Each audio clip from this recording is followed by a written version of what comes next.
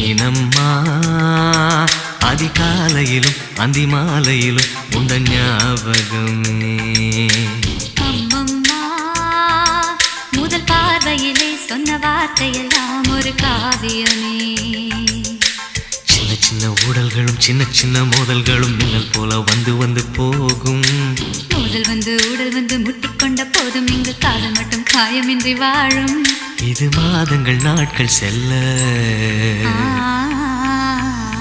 நிறம் மாறிடும் பூக்கள் அல்ல. மீனம்மா அதிகாலையிலும் அந்தி மாலையிலும் உந்த ஞாபகம்.